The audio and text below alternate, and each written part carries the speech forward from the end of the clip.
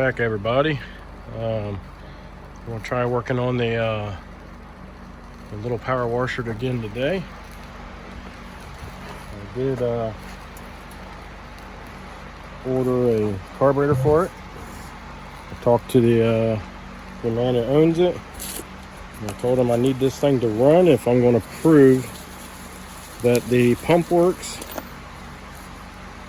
Otherwise, I won't be able to tell if the pump actually works. So, and I told him how much the carburetor would cost, right around 15 bucks. And he was okay with that, even if it didn't, even if it turned out the pump didn't work. And this is an aftermarket one.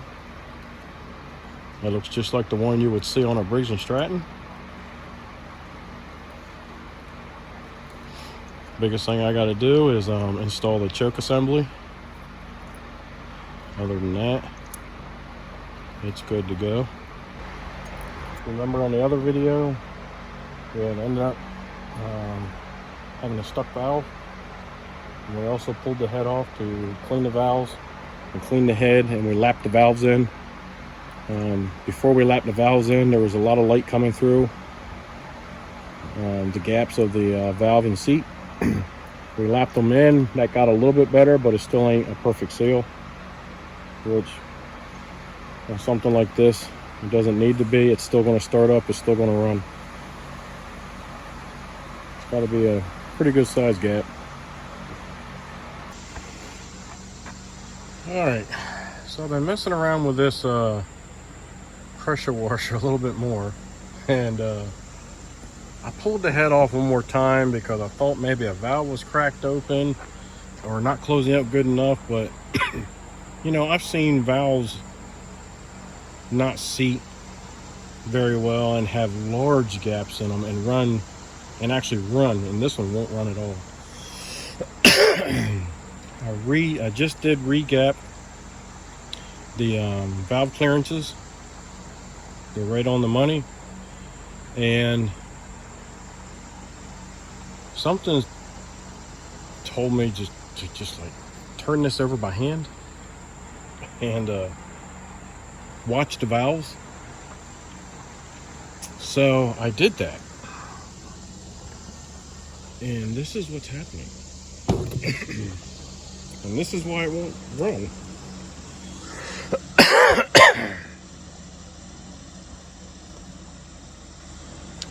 All right. I've already looked at this, so just trust me when I'm telling you this. I've been looking down in the spark plug hole, watching the piston to see where it's at when one of these valves open up. I've already done this, so I'm just going to explain to you what I found. So,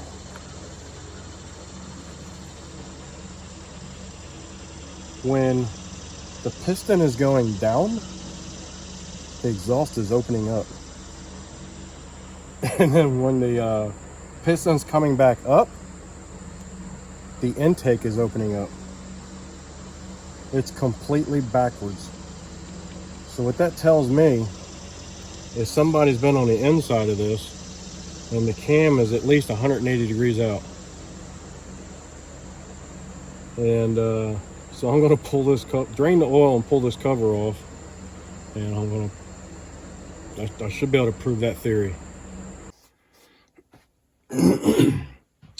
All right, guys, welcome back. I've been looking into the camshaft. I still think it's a camshaft problem, even though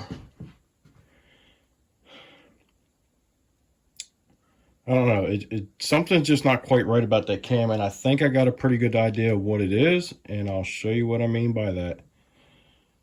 Internally, and I figured it had to be something to do with the cam because on the upstroke, the intake valve was opening up, and on the downstroke, the exhaust valve was opening up. So it is basically 180 degrees backwards.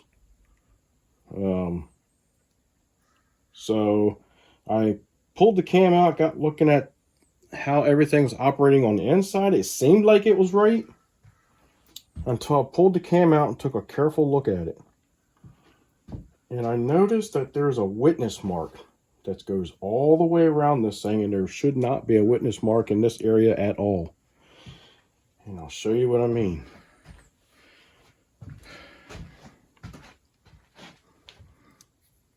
You see that shiny line right up there?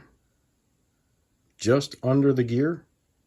Between the gear and between the compression relief? You can really see it there. Why would there be a witness mark there unless something has moved there? And the only thing that can move there is this actual gear. So I did try to turn this and I can't get it to turn, but it has moved. And I'll explain to you why, besides the witness mark, why I also think it has moved, besides the witness mark being there showing me that it's moved. So I went online and I looked up a camshaft for this motor.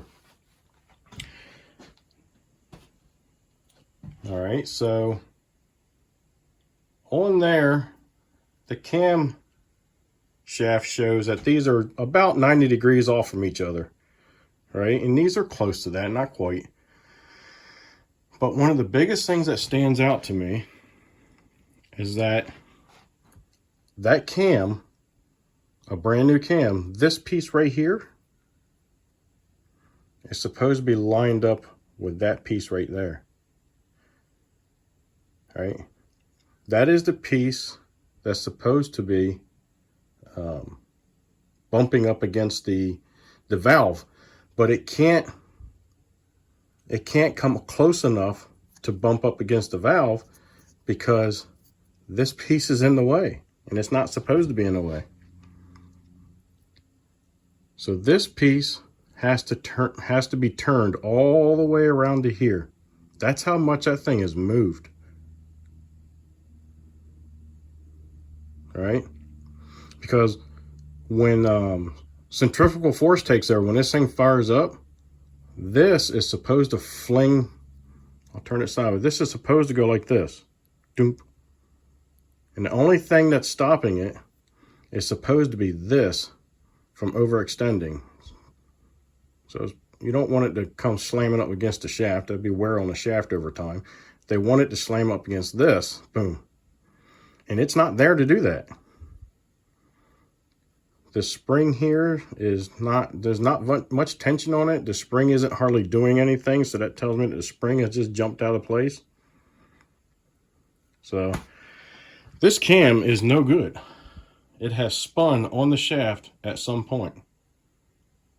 So needs a new cam. The quick look that I have taken and to find one of these, the very first one was like $57, almost $58. As long as this pump works, right? As long as that pump works over here,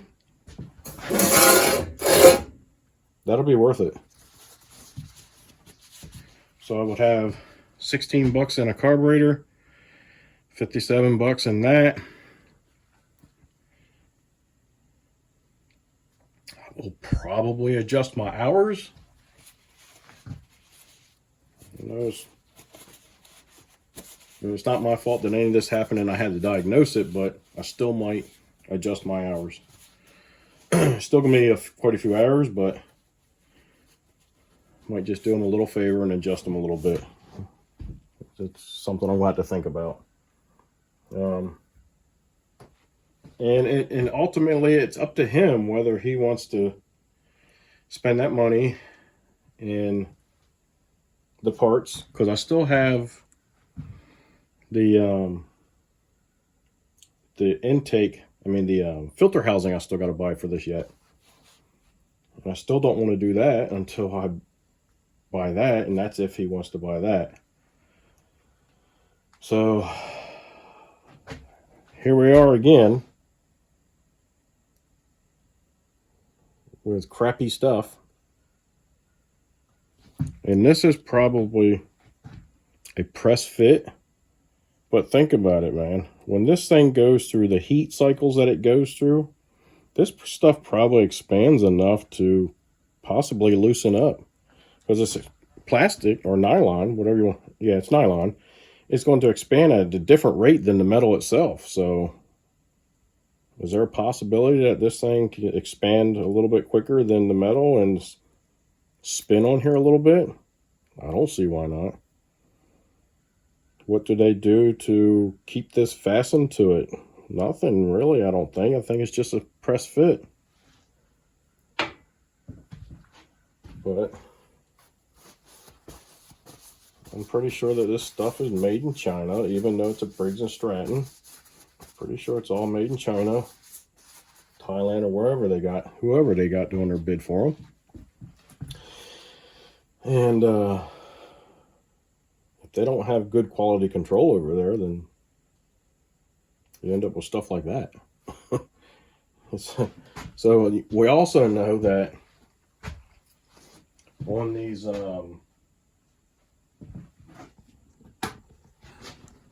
Briggs & Stratton motors, like so. Let me see if I can get you enough model number. Yeah, model number, let's see here. 31C, right?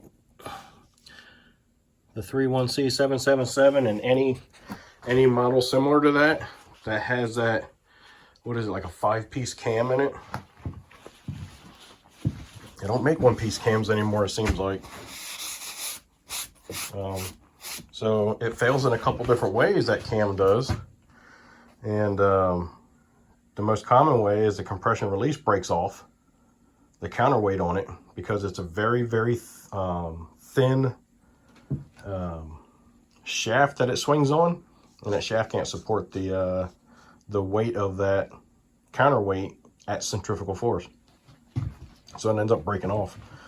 And then the other way they fail is that they're just pressed onto splines, and those splines give way over time and allow the cam lobes to slip onto the shaft, or even the gear to slip on the shaft, kind of like this one has.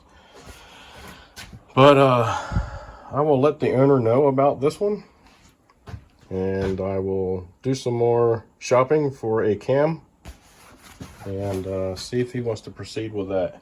It's blowing, so. All right, guys. Have a good one. Hopefully this was some helpful information for you. Hopefully you enjoyed the content. If so, give me a thumbs up, subscribe, send me some comments, let me know what you think. Be kind and help people when you can.